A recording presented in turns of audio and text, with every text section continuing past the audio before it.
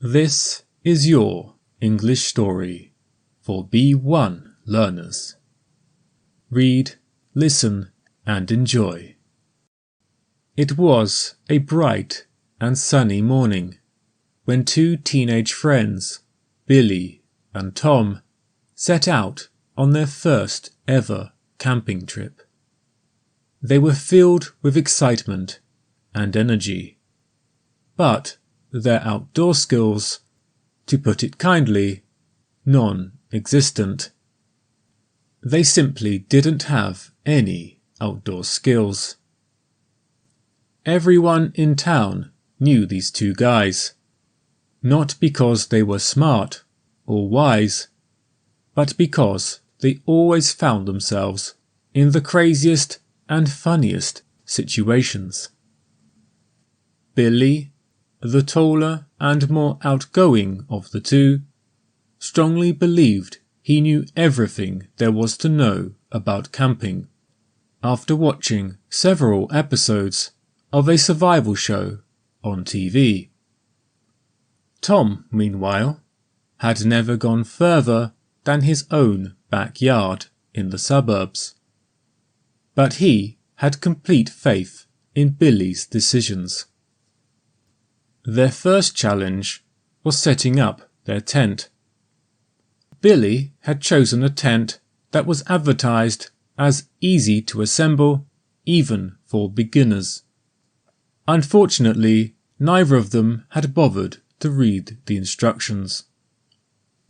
After an hour of struggling with poles and fabric, they had assembled something that didn't look anything like a tent. It certainly didn't look like somewhere you would want to sleep. It leaned to one side, and its door wouldn't close properly. There's quite a breeze coming through, Tom said. Should we try to fix that? No, don't worry, mate, Billy exclaimed. A little fresh air is all part of being out in the wild outdoors. Their next task was to start a fire. Billy strongly believed he could do it with just a stick-rubbing method he had seen on TV. Tom watched with wide eyes as Billy vigorously rubbed one stick against another, sweat forming on his forehead. It didn't seem to be working though, and it was getting late. Maybe we should have brought some matches, Tom suggested. Matches? Why would we need matches? Billy replied, still rubbing the sticks together. We're hardcore campers. They really did need matches though. Despite their best efforts and a good hour of trying to start a fire, they had to admit defeat. With no fire, they had to eat the variety of canned foods Billy had brought, completely cold. Unfortunately, Billy's idea of camping food was canned spaghetti, canned peas, and canned pineapple. Tom sighed as he looked at the unappetizing dinner before him. Time to dig in, Billy exclaimed, enjoying his spaghetti as if they were dining at a very expensive restaurant. As the day turned into night, they realized they had forgotten to pack a torch. Billy, though, had a brilliant idea. They could use the flashlight on their smartphones.